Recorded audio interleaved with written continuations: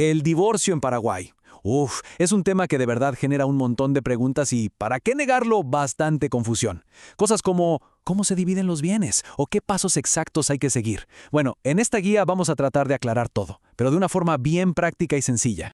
A ver, para que esto sea más fácil de entender, vamos a usar una historia. Les presento a Ana y David. Imaginen 10 años de matrimonio y un día deciden separarse. Y claro, les surge la pregunta del millón, la que se hacen casi todos. ¿Y ahora cómo se divide todo? La historia de ellos nos va a servir de guía para ver los puntos más importantes. Muy bien, antes de meternos de lleno en el cómo se hace, es fundamental que entendamos el qué. ¿A qué me refiero? A que hay 3 términos que la gente suele confundir muchísimo y que son, digamos, la base de todo este proceso. El primer concepto es la separación de hecho. A ver, esto es súper simple. Es cuando la pareja deja de vivir junta. Punto. Uno se va a una casa, el otro se queda o se va a otra. Lo crucial y aquí hay que prestar mucha atención es que esto no termina el matrimonio legalmente. Tampoco termina la comunidad de bienes. Es, para que quede claro, solo una separación física, que no tiene efectos legales sobre el patrimonio. Después, tenemos la disolución de la comunidad de bienes. ¿Qué es esto?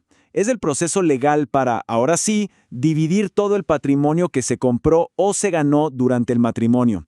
Y ojo, aquí va un dato que no muchos saben. Este trámite se puede hacer incluso sin necesidad de divorciarse. A veces se usa como una forma de proteger lo que tiene cada uno. Y por último llegamos al divorcio vincular. Este es el final legal y definitivo del matrimonio. Es la única figura que rompe por completo el vínculo matrimonial. Y súper importante, es lo único que permite que los excónyuges puedan volver a casarse con otras personas si así lo desean. Entonces, para resumir y que quede bien grabado, separación de hecho, vivir en casas distintas. Disolución, repartir los bienes. Divorcio, terminar el matrimonio para siempre. Queda clarísimo, ¿no?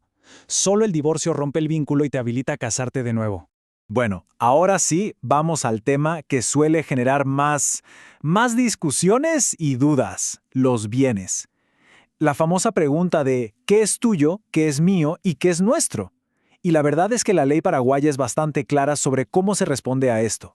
La pregunta del millón, claro está, es ¿cómo sabemos qué bienes se dividen y cuáles no? Bueno, la clave para entender todo esto es poder diferenciar entre 2 tipos de patrimonio. Y aquí lo vemos bien clarito. Por un lado están los bienes propios. ¿Qué son? Fácil. Lo que cada uno ya tenía antes de casarse, o lo que recibió como herencia o regalo. Esos no se tocan, no se dividen. Y por el otro lado están los bienes gananciales. Acá entra casi todo lo demás. Los salarios, las cosas que se compraron durante el matrimonio, hasta lo que se gane en la lotería. Y un detalle súper importante que a muchos se les pasa. Si uno de los dos tiene un departamento que es un bien propio y lo alquila, bueno, ese alquiler que se cobra mes a mes, eso es un bien ganancial. Y esto nos lleva a la regla de oro, a lo más importante sobre los bienes gananciales. Se dividen estrictamente por la mitad, 50 y 50. Siempre, no importa quién ganó más plata o si la casa se pagó solo con el sueldo de uno de los dos, no. La ley parte de la base de que ambos contribuyeron por igual a la familia, ya sea con dinero, con el trabajo en la casa o cuidando a los hijos. Todo ese esfuerzo conjunto se valora y por eso 50-50.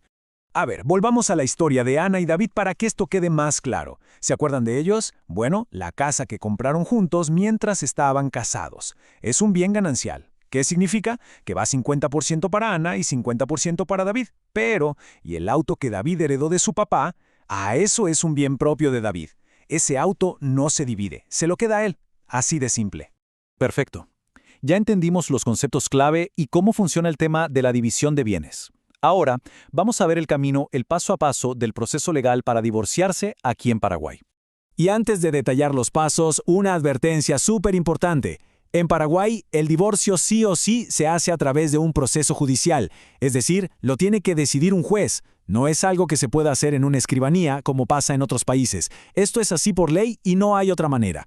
El camino en el juzgado, simplificándolo mucho, sigue más o menos estos 5 pasos.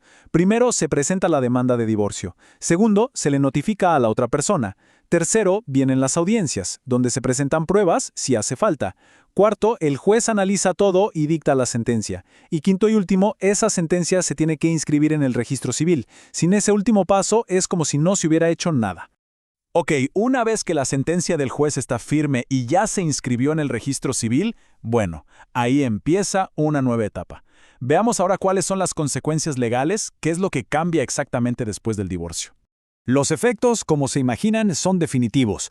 Lo primero y más obvio, el matrimonio se disuelve para siempre legalmente. Se liquida la comunidad de bienes, o sea, se hace la división. También se tiene que decidir qué pasa con la casa donde vivía la familia. Se definen los acuerdos sobre los hijos, quién los va a cuidar, el régimen de relacionamiento, la asistencia alimentaria y algo que a veces se olvida, también se dividen las deudas.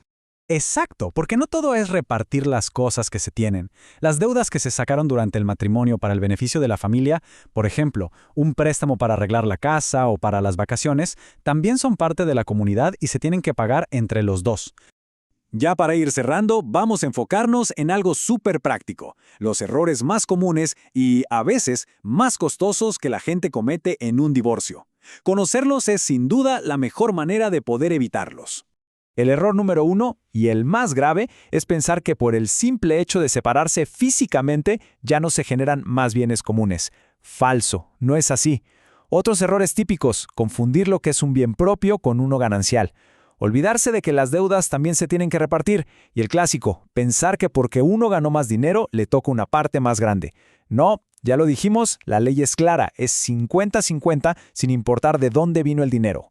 Y para ilustrar el error más peligroso, volvamos a Ana y David por última vez. Imaginen esto. Ana ya se separó de David. Viven en casas diferentes, pero todavía no iniciaron el juicio de divorcio. Si Ana, con su propio sueldo, se compra una casa nueva, esa casa legalmente sigue siendo un bien ganancial. Esto significa que el 50% de esa casa le pertenece a David. Esto es así hasta que un juez ordene la disolución de la comunidad. Es un punto crucial que hay que tener siempre presente. Y todo esto nos deja con una última reflexión, ¿no? La ley es súper clara. Todo lo que se genera durante el matrimonio es un esfuerzo común y se divide mitad y mitad. Pero esto nos abre una pregunta interesante para pensar.